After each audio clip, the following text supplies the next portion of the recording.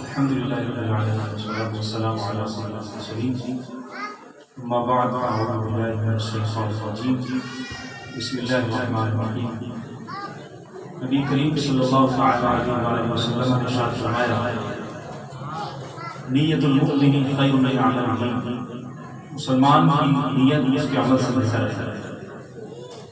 نیت دل کے ارادے کا نام ہے۔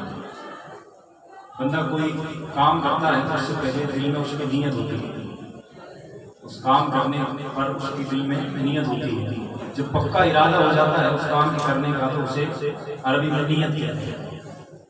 کوئی سا بھی کام کیا جائے اگر وہ کام فی نفسی ہی جائز ہے اور اس کے کرنے پر کوئی ثواب نہیں ہے، کوئی اجر نہیں ہے، نہ وہ فرض ہے، نہ واجب ہے، نہ سنت ہے، نہ مستحب ہے، بلکہ کام کرنا جائز ہے، ناجائز کام نہیں ہے۔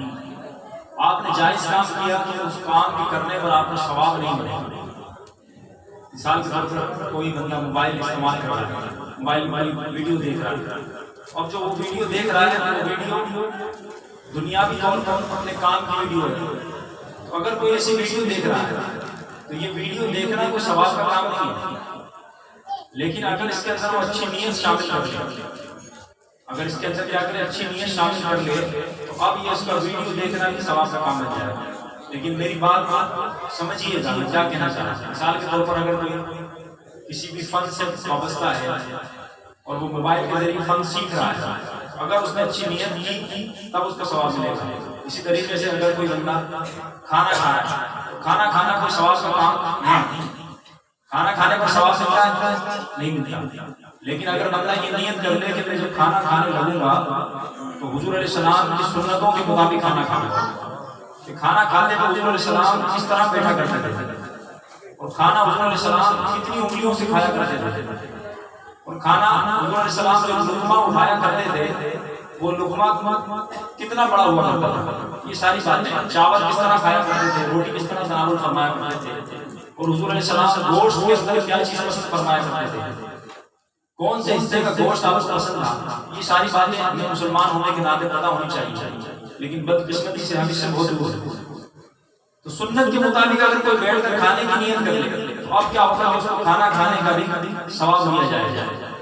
اب یہ جو محفل منعقد ہوئی یہ ایصال ثواب کی محفل ہے، یہ کس چیز کی محفل ہے؟ ایصال ثواب۔ یہ یاد رکھیے کہ عقیدہ جو ہوتا ہے بتائے گا وہ بہت ضروری چیز ہوتی ہے۔ ہماری اکثریت جو ہے وہ عقائد سے بہت دور ہوتی چلی جا رہی ہے، اسی لیے میں نے سوچا کہ کچھ آپ معروضات پیش کروں، کیونکہ نعت شریف آپ سنتے رہتے ہیں، نعت شریف سننا پڑھنا بہت اچھی بات ہے، لیکن کچھ آپ یہاں سے سیکھ کر جائیں گے تو انشاءاللہ زیادہ فائدہ حاصل ہو سکتا ہے۔ تو ایصال ثواب کی محفل ہے، کسی کو معلوم ہے کہ ایصال ثواب کا مطلب کیا ہوتا ہے؟ آپ ماشاءاللہ سے سارے بیٹھے ہیں، کس کو معلوم ہے کہ ایصال ثواب کا مطلب کیا ہوتا ہے؟ کسی کو معلوم ہے؟ اب یہ دیکھیں لمحہ فکریہ ہے کہ نہیں؟ اب بعض ہو سکتا ہے کہ یوں سمجھ لو کہ ہاتھ نہیں اٹھانے شرمانے کی وجہ سے، یا اگر آپ کو آتا ہے تو ہاتھ اٹھا کر بتائیں ایصال ثواب کا مطلب کیا ہے؟ کس کس کو آتا ہے؟ کسی کو نہیں آتا، آپ کو آتا ہے؟ ایک تو چلے ایک نے آتا جی جی جی ایصال ثواب کا مطلب کیا ہے؟ پہلے ایصال کا مطلب آپ کو سمجھا سکتا ہے۔ ایصال عربی زبان کا لفظ ہے جس کا معنی ہوتا ہے پہنچانا۔ ایصال کا معنی کیا ہوتا ہے؟ آواز نہیں آتی، پہنچانا۔ میری آواز آپ کو آ رہی ہے؟ کس کس کو نہیں آ رہی؟ سب کو آ رہی ہے، آواز سمجھ بھی آ رہی ہے۔ ایک ہوتا ہے آواز کا آنا اور ایک ہوتا ہے آواز کا سمجھ آنا۔ آواز سمجھ کس کو آ رہی ہے؟ سب کو آ رہی ہے، اللہ کرے سمجھنے کی توفیق۔ ایصال کا مطلب کیا ہوتا ہے؟ پہنچانا، پہنچانا۔ اور ثواب کہتے ہیں اجر، ثواب کسے کہتے ہیں؟ اجر۔ اجر بھی عربی زبان کا لفظ ہے، یعنی بندہ کوئی نیک کام کرتا ہے، نماز پڑھتا ہے، روزہ رکھتا ہے، زکوٰۃ دیتا ہے، حج کرتا ہے، کلمہ پڑھتا ہے، ذکر اذکار کرتا ہے، استغفار کرتا ہے، کوئی نیکی کا کام کرتا ہے تو اس پر اللہ تعالیٰ کی طرف سے اس کو ایک بدلہ دیا جاتا ہے، اللہ کی طرف سے اس کو ایک بدلہ دیا جائے گا، تو اس کو کیا کہتے ہیں؟ ثواب۔ اس کو کیا کہتے ہیں؟ ثواب۔ تو وہ جو اس کو ثواب، وہ جو بدلہ دیا جائے گا قیامت کے دن، تو وہ ثواب اس نے کیا کیا؟ مرنے والے کو پیش کر دیا، پہنچا دیا، جس کو کیا کہتے ہیں؟ ایصال ثواب۔ اس کو کیا کہتے ہیں؟ اب جو بندہ فوت ہو گیا، انتقال کر گیا، اس دنیا سے چلا گیا، حدیث پاک کا خلاصہ ہے کہ جب بندہ دنیا سے چلا جاتا ہے اس کا عمل منقطع ہو جاتا ہے۔ اس بندے کا عمل کیا ہوتا ہے؟ منقطع ہو جاتا ہے، ٹوٹ جاتا ہے، کٹ جاتا ہے۔ پہلے وہ نماز پڑھتا تھا، اب نماز نہیں پڑھ سکتا کیونکہ ہاتھ پاؤں آنکھ سب اس کی منجمد ہو گئے، روح اس کی نکل گئی، اب نماز نہیں پڑھ سکتا، اب سبحان اللہ بھی نہیں کہہ سکتا، اب وہ صدقہ نہیں دے سکتا، اب ذکر و اذکار نہیں کر سکتا، اس کی روح جسم سے نکل گئی تو منجمد ہو گیا، ساکن ہو گیا، اب اس کا عمل کیا ہو گیا؟ منقطع ہو گیا۔ لیکن فرمایا کہ کچھ چیزیں ایسی ہیں جو مرنے کے بعد بھی مرنے والے کو فائدہ پہنچاتی ہیں۔ آپ جاننا چاہیں گے وہ چیزیں کیا ہیں؟ اب ہر بندہ چاہتا ہے کہ میں جنت میں جاؤں، سب چاہتے ہیں، کوئی ایسا نہیں ہوگا بولے کہ میں جنت میں جاؤں، نعوذ باللہ۔ ہر ایک چاہتا ہے کہ یہ صرف مسلمانوں میں نہیں بلکہ دیگر مذاہب میں بھی ہے۔ عیسائی کہتے ہیں کہ ہم جنت میں جائیں گے، یہودی کہتے ہیں ہم جنت میں جائیں گے، ہندو کہتے ہیں کہ ہم جائیں گے سور کے اندر، وہ سور کہتے ہیں جنت میں 12۔ تو ہر بندہ چاہتا ہے کہ جنت میں جائے، جنت میں جانے والے اعمال ہم سے ملیں۔ بندہ جب مر جاتا ہے تو اس کا عمل کیا ہوتا ہے؟ منقطع ہو جاتا ہے۔ چند چیزیں ایسی ہیں جو مرنے کے بعد مرنے والے کو پہنچتی ہیں، وہ کیا ہے؟ ایصال ثواب کی ہے۔ اور فرمایا کہ نیک اولاد، کیا چیز ہے؟ نیک اولاد۔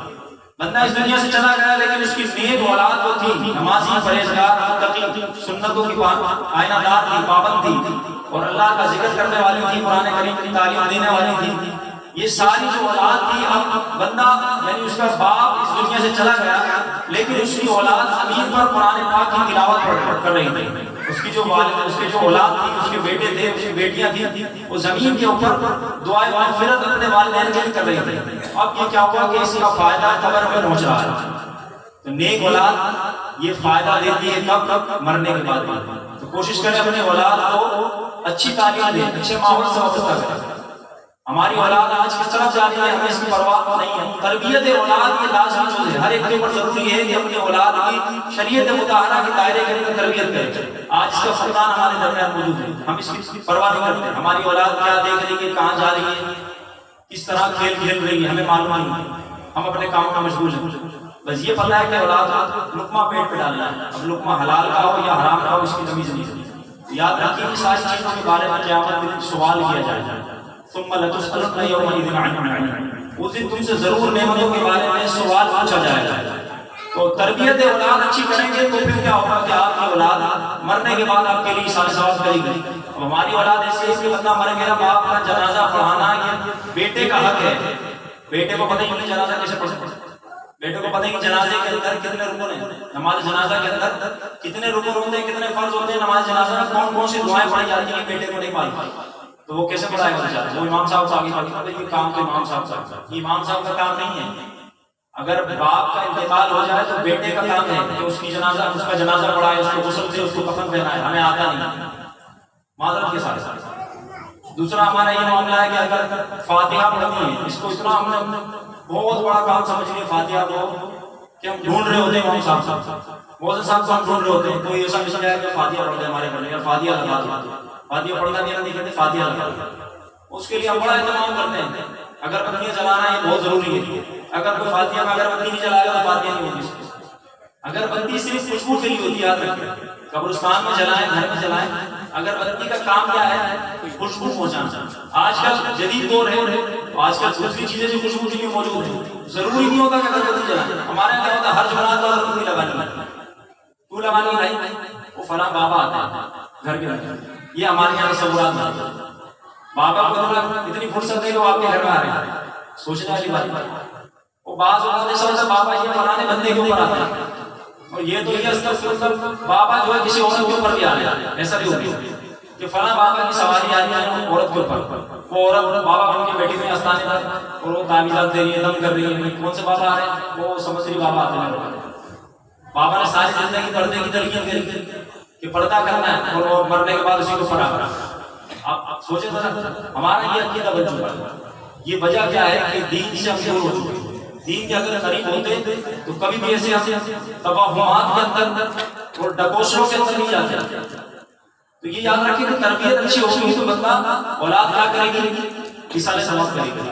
فاتحہ کوئی بہت بڑا کام نہیں، آپ کو سکھا دیتا ہوں، آپ خود فاتحہ کریں، روزانہ فاتحہ کریں، بلکہ آپ 3 ٹائم کھانا کھاتے ہیں اس میں فاتحہ کریں، کوئی مشکل کام نہیں، بڑا آسان کام ہے۔ مثال کے طور پہ آپ کا ناشتہ سامنے رکھا ہوا ہے، آپ نے نیت یہ کر لی کہ جو کھانا ہے اس کا ثواب فلاں بزرگ کو پہنچے، خالی دل میں نیت کر لیں، بس یہ ہوئے فاتحہ، اس کو کہتے ہیں فاتحہ۔ اس کے لیے نہیں کہ آپ پورا قرآن لے کے بیٹھے سورہ بقرہ شروع کریں گے، سورہ فاتحہ شروع کریں، یہ ضروری نہیں ہے۔ اگر آپ کو صورت آ رہی ہے پڑھنا تو آپ پڑھ کر رسالہ ثواب کر دیں، ورنہ آپ نے دل میں نیت کر لی، ناشتے کی آپ نے خواجہ صاحب کو نیت کر لی کہ خواجہ صاحب کو اس کا ثواب پہنچے، دوپہر کے کھانے کی غوث پاک کو نیت کر لی کہ غوث پاک کو اس کا ثواب پہنچے، رات کے کھانے کی آپ نے بابا فرید کی نیت کر لی، جس بھی بزرگ کی آپ دل میں نیت ہے وہ کر لیں، یہ ثواب پہنچ گیا۔ آپ نے کسی اپنے عزیز کی نیت کر لی، اس کو بھی ثواب پہنچ جائے گا۔ ثواب پہنچانا کس کا کام ہے؟ یہ اللہ کا کام ہے، ہمیں صرف بولنا ہے، بات سمجھ آ رہی ہے؟ ایک کام تو وہ ہے مرنے کے بعد پہنچتا ہے، وہ کیا ہے؟ نیک اولاد۔ دوسرا کام کیا ہے؟ کسی نے مسجد بنوا دی، کیا کام کر دیا؟ مسجد بنوا دی، زمین کے اوپر مسجد بنا دی۔ اب جب تک وہ مسجد کے اندر نمازی نماز پڑھ رہے ہیں، مرنے والے کو اس کا فائدہ پہنچا، کتنا بڑا کام ہے۔ بندہ مر گیا لیکن مسجد بنا کے گیا تھا، کیا بنا کے گیا تھا؟ مسجد بنا کے گیا تھا۔ اب نمازی نماز پڑھ رہے ہیں، نمازی تلاوت کر رہے ہیں، نمازی اللہ کا ذکر کر رہے ہیں، مرنے والے کو فائدہ پہنچا، قیامت تک کے لیے صدقہ جاری ہے۔ پھر فرمایا کہ کسی نے نہر کھدوا دی، پانی کے لیے نہر کھدوا دی، اس کے اور بھی ذرائع پانی کی سبیل بنا دیا۔ اب سبیل جو ہمارے یہاں بنتی محرم میں، وہ سبیل مراد نہیں ہے، وہ تو بچے بناتے ہیں، اس کو بڑا سجاتے ہیں۔ اصل مقصد کیا ہوتا ہے؟ پانی پلانا۔ مقصد کیا ہوتا ہے؟ اب پانی پلانا ویسے شروع کر دیں، کھانا کھلانا ویسے آپ شروع کر دیں۔ مغفرت کو لازم کرنے والے اعمال کیا ہیں؟ مسلمانوں کو کھانا کھلانا۔ کوئی بھوکا بندہ ہے، آپ اس کو کھانا کھلا دیں تو انشاءاللہ آپ کو ثواب پہنچے گا۔ اگر کوئی بندہ سبیل بنا کر، نہر کھدوا کر یا پانی کا انتظام کر کے دنیا سے چلا گیا، اب جو لوگ پانی پی رہے ہیں مرنے والے کو ثواب پہنچے گا۔ اسی طرح قرآن پاک مصحف شریف، اگر کوئی بندہ قرآن پاک رکھ کر چلا گیا مسجد میں، اب اگر وہ بندہ چلا گیا قرآن پاک کوئی پڑھ رہا ہے تو مرنے والے کو ثواب پہنچا۔ اب قرآن پاک آپ دیکھیں کہ کتنی پیاری اللہ کی کتاب ہے۔ اب یقین کریں کہ وہ کتاب ہے، اس کا ایک ایک حرف جو ہے، ایک ایک حرف وہ ایسا ہے کہ اس کی کوئی مثال ہی نہیں۔ لیکن اکثریت ہماری ایسی ہے تو قرآن پاک پڑھنا نہیں جانتے۔ ہم کیا کرتے ہیں؟ قرآن پاک چومتے ہیں، آنکھوں سے لگاتے ہیں، سر پر رکھتے ہیں۔ ہماری بیٹی کی رخصتی ہوتی ہے تو ہم اس کے سر پر قرآن پاک رکھتے ہیں، اس کو رخصتی کرتے ہیں قرآن کے سائے میں، لیکن اس کو یہ نہیں کہتے کہ اس کو بیٹا گھر جا کے پڑھنا۔ ہوتا یہ ہے کہ وہ جو بیٹی رخصت ہو کر گئی ہے وہ قرآن پاک تاک رکھ دیتی ہے اور برسوں گزر جاتے ہیں، اس کے اوپر مٹی دھول ہٹ جاتی ہے، اس کو پڑھنے والا کوئی نہیں ہوتا۔ آج ہمارے گھروں کے اندر قرآن کا حال یہ ہے، آپ اپنے گھر میں جائیں گے تو قرآن دیکھیں گے کب سے آپ سے نہیں پڑھا، اٹھا کر صاف سے کیا کہ نہیں کیا، اس کے اوپر مٹی دھول لگی ہوئی ہے، کوئی پوچھنے والا نہیں ہے۔ یہ بتایا ہمارے جب یہ اعمال ہوں گے تو زوال ہمارا مقدر بنے گا نہیں بنے گا؟ آج زوال مسلمانوں کا مقدر بنا ہوا، ہم نے اللہ اور اس کے رسول کی تعلیمات کو چھوڑ دیا، اس وجہ سے آج زوال ہمارا مقدر بنا ہوا۔ تو قرآن پاک کو پڑھنے کی عادت بنائیں۔ جو نہیں پڑھا ہوا، جس نے نہیں پڑھ سکا، آپ کے آسانی کے لیے آپ کی مسجد محمدی مسجد، یہاں پر عشاء کی نماز کے بعد مدرسہ بالغان لگایا جائے۔ جو بڑے سائنس دان قرآن پاک نہیں پڑھے ہوئے آپ نیت کر لیں کہ انشاءاللہ اس مدرسے میں شرکت کریں، بھلے کتنی آپ کی عمر ہو گئی، آپ مدرسے میں آئیں، آدھا گھنٹہ آپ کے پاس سے آدھا گھنٹہ بیٹھیں، 1 گھنٹہ ہے 1 گھنٹہ، کم و بیش 1 سے 1.5 گھنٹے کا مدرسہ رکھتا ہے، اس میں کوئی فیس نہیں ہے، کوئی اس کے اندر اجرت نہیں لی جاتی، بلکہ فی سبیل اللہ مدرسہ رکھتا ہے۔ آپ آئیں وہاں مدرسہ پڑھیں، آپ جب قرآن پاک پڑھیں گے آپ دیکھیں آپ کا دل کے سر روشن ہوگا، لیکن شیطان آپ کو آنے نہیں دے گا۔ نصیحت کرو، شیطان روکے گا کہ مجھے تو بہت کام ہوگا، یہ بھی کام ہے وہ بھی کام ہے۔ یاد رکھیں کہ کام کر کے ایک وقت آتا ہے کہ سانس انسان کا نکل جاتا ہے، اس کو پتہ ہی نہیں کرتا، پھر وہ سوچتا ہے کہ ہوا کیا۔ جب آنکھ بند ہوتی ہے نا تو پھر دل کی آنکھ کھل جاتی ہے، اصل آنکھ ہوتی ہے کہ ہوا کیا میرا، کاش میں حرف پڑھ لیتا قرآن کا۔ اب اس کو حسرت ہوتی ہے۔ قرآن پاک کے فضائل اتنے ہیں، حدیث پاک کا خلاصہ ہے، حضور علیہ السلام نے فرمایا کہ تم میں کون شخص چاہتا ہے، تم میں سے کون شخص چاہتا ہے کہ صبح کے وقت میں بدحران جائے یا عقیق جائے، دو شہروں کے نام حضور علیہ السلام نے بتائے کہ تم میں سے کون شخص چاہتا ہے کہ صبح کا وقت ہو اور ایک بدحران چلا جائے یا عقیق چلا جائے اور وہاں سے دو بڑے کوہان والی اونٹنیاں لیتا آئے۔ ان شہروں میں جا کر کیا کریں؟ دو بڑے کوہان والی اونٹنیاں اپنے ساتھ لے آئے۔ سب نے عرض کیا حضور ہم یہ چاہتے ہیں۔ فرمایا کہ کیوں نہیں تم مسجد جاتے اور قرآن پاک کی دو آیات کی تلاوت کرتے ہیں، اس کی تعلیم دیتے، تو یہ تمہارے لیے دو بڑے کوہان والی اونٹنیوں سے بہتر ہے۔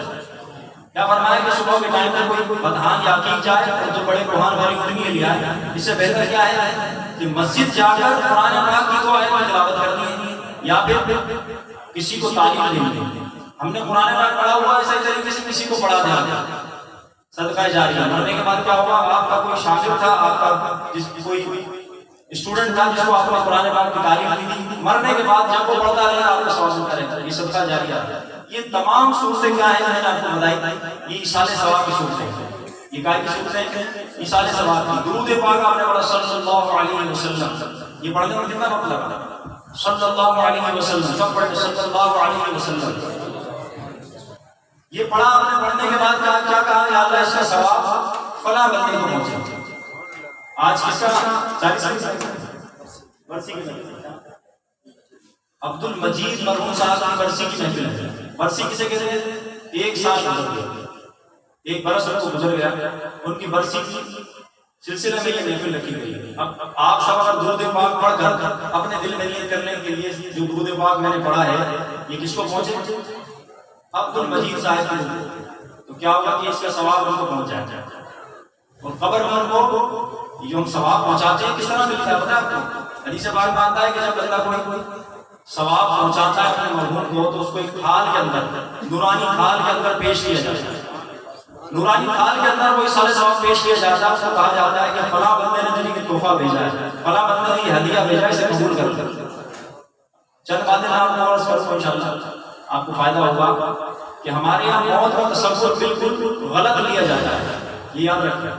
ہمارے یہاں کیا ہوتا ہے؟ موت کا تصور بالکل غلط ہے۔ موت کو ہم سمجھیں کہ موت ہے کیا چیز؟ ہم سمجھتے ہیں بندہ مر گیا، اس کے اوپر مٹی ڈال دی، اب ختم، بس کام ختم ہو گیا اس کا، اب اس کو کچھ نہیں پتا۔ آپ یاد رکھیں کہ انسان دو چیزوں کا مرکب ہے۔ انسان کتنی چیزوں کا مرکب ہے؟ دو چیزوں کا، ایک ہے جسم اور دوسرا ہے روح۔ جسم کے اندر روح ہماری موجود ہے۔ جب جسم کے اندر روح موجود ہوتی ہے تو بندہ حرکت کرتا ہے، بندہ کھاتا ہے، بندہ دیکھتا ہے، سنتا ہے۔ اب جیسے روح نکل جاتی ہے تو کیا ہوتا ہے؟ بندہ مر جاتا ہے۔ روح کا جسم سے جدا ہونا ہی کیا کہلاتا ہے؟ موت کہلاتا ہے۔ اس کو کیا کہتے ہیں؟ اب آپ مجھے بتائیں کسی بندے کی روح جسم سے نکل گئی، جسم سے روح نکلی ہے یا مری ہے؟ بتائیے، نکلی ہے نا، جسم سے روح مری تو نہیں، تو روح کہاں چلی گئی؟ جسم سے روح نکلنے کے بعد کہاں گئی؟ سوال ہے۔ یہ یاد رکھیں کہ عربی کا ایک مقولہ ہے الجنس یمیل الی الجنس، ہر جنس کی طرف مائل ہوتی ہے۔ اور ایک اور بات فرمایا کہ ہر چیز اپنی اصل کی طرف لوٹتی ہے، جہاں سے وہ چیز آئی ہے وہیں پر جائے گی۔ جسم کس چیز سے بنا؟ ہمارا مٹی سے بنا، کہاں جاتا ہے؟ مٹی میں چلے جاتا ہے۔ روح کہاں سے آئی ہے؟ کسی کو معلوم ہے؟ ہمارے پاس موجود ہے روح، ہماری روح ہمیں پتہ ہی نہیں، بلکہ یہ تو روح تو بہت دور کی بات ہے۔ ہمارا حال یہ ہے کہ ہمارے پاس جو اندر چیزیں ہیں، پھیپڑے ہیں، پھیپڑے کتنے ہوتے ہیں؟ کتنے پھیپڑے ہوتے ہیں؟ 4، کسی کے 4 نہیں۔ دل کتنے ہوتے ہیں؟ ایک ہوتا ہے، کسی کے پاس 2 ہوتا ہے، ایسے 2 دل ہوں، کسی نہیں ہوتا۔ ایک دل ہوتا ہے، 2 پھیپڑے اور اسٹمک، میدا جو ہوتا ہے وہ کتنے ہوتے ہیں؟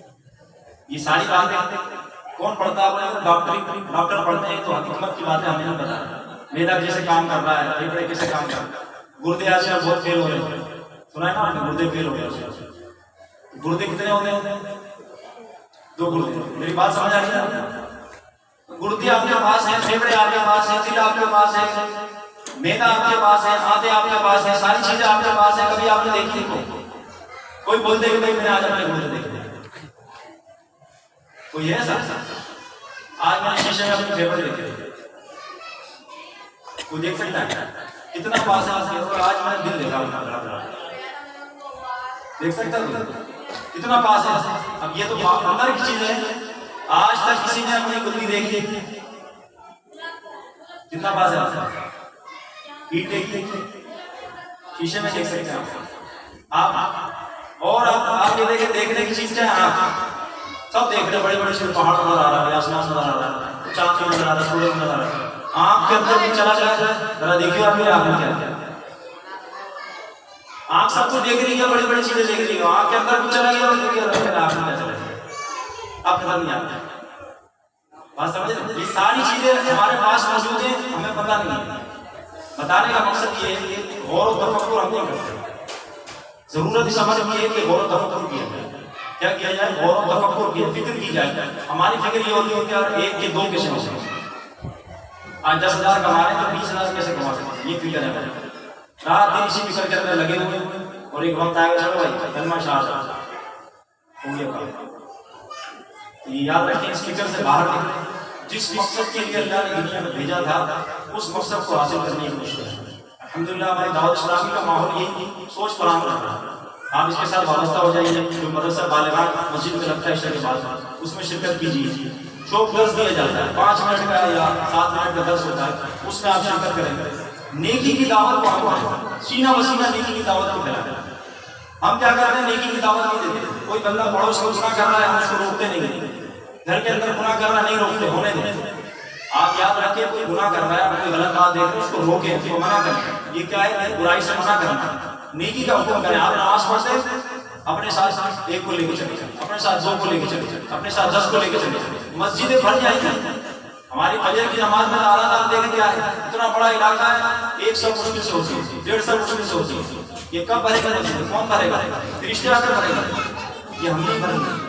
مسجدوں سے ہم دور ہو گئے, نمازوں سے دور ہو گئے, پھر ہم کہتے ہیں بہت پریشانی آ گئی, کاروبار ٹھنڈا ہو گیا, اولاد پریشان ہے, اولاد تکلیف میں ہے, اولاد تنگ کرتی ہے, اولاد سراتی ہے, کہنا نہیں مانتی, بیوی پریشان کرتی ہے. یہ ساری مصیبتوں کا حل کیا ہے؟ اللہ اور اس کے رسول کے کاموں میں لگ جاتا ہے. نیت کرنے انشاءاللہ ایسا اللہ اور اس کے رسول کے بتائے ہوئے کام میں لگے انشاءاللہ. قرآن پاک کی تلاوت کریں گے انشاءاللہ. جو نہیں پڑھا ہوا وہ سب الگ پھر آپ کو دعوت دے رہا ہوں کہ آپ پڑھنے کے لیے آ جائیں, کل سے ہی آ جائیں. کون کون نیت کرتا ہے انشاءاللہ؟ نیت بننے کسی کی نیت کر لیں دل سے کہ انشاءاللہ مدرسے میں بیٹھیں گے. کوئی پریشانی نہیں ہوگی آپ کو پڑھنے میں. انشاءاللہ آپ پڑھیں گے, آدھا گھنٹہ لگائیں یا آپ پونا گھنٹہ دیں, انشاءاللہ آپ کو فائدہ ہوگا. اللہ کریم ہم سب کو عمل کی توفیق عطا فرمائے. آمین.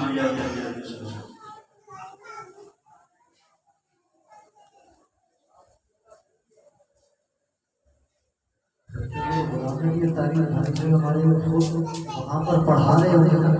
مجھے اچھی طرح یاد ہے, آج سے کوئی بچپن کی بتا رہے ہیں, قرآن پاک سورہ ملک پڑھنے کے لیے جاتا تھا, لیکن ان کا پڑھانے کا انداز ایسا تھا کہ ایک دن میں ہم ایک آیت پڑھتے تھے, بظاہر ہم کو آیت پڑھ رہے ہوتے تھے لیکن وہ آیت ہم کو حفظ ہو جاتی تھی. اور الحمدللہ 30 دن یعنی کہ 1 مہینے میں سورہ ملک حفظ ہو گئی. ان کا میں ایک جگہ کا بتا دوں سب مختصر انشاءاللہ. ایک جگہ پہ اسکول میں پڑھاتے تھے, تو اس میں ہوا یہ کہ بچوں کے والدین آئے, انہوں نے بولا کہ یار یہ بچوں کو جو مدنی قاعدے کے اندر سے کچھ پڑھا نہیں رہے, قاری صاحب کیا پڑھا رہے ہیں آپ کو؟ بچوں نے بولا کہ جناب وہ قاری صاحب ہمارے پڑھاتے ہیں ایسے ایسے. اور بچوں کے والدین بولنے مدنی قاعدہ کھول کے پڑھا, سنا کہ بھائی کیا ہے, تو سمجھ میں نہیں آ رہا. انہوں نے کہا کہ بھائی آپ کے جو بچے ان سے بلا کے لائیے, بچوں کو بلوایا گیا. اس کے بعد آپ یہ سوچیں گے, دیکھیے گا کہ مدنی قاعدہ شروعات ہے. بچوں کو بلایا گیا نا, بچوں سے پوچھنا مدنی قاعدہ کی طرح سناؤ کیا کیا. بچے بولے ہمیں نہیں پتا. بولا مدنی قاعدہ بند کر دو. مدنی قاعدہ بند کرنے کے بعد بچے سے کہا گیا سورہ یاسین سناؤ بیٹا. اب سورہ یاسین بچے کے سامنے نہیں ہے, لیکن بچہ سورہ یاسین بغل دے کے سنا رہا. سورہ ملک کا کہا گیا بیٹا سورہ ملک سناؤ, بچہ سورہ ملک سنا رہا. اگر غلام نبی بھائی بھی ہمیں تھوڑا سا وقت دے دے اور آپ لوگ بھی کرم فرما دیں, انشاءاللہ امید ہے کہ 1 مہینے میں غالباً شاید آپ لوگ بھی سورہ ملک حفظ کر لیں گے انشاءاللہ. اگر ہو سکے تو مدرسے والدین میں ضرور شرکت کرنا.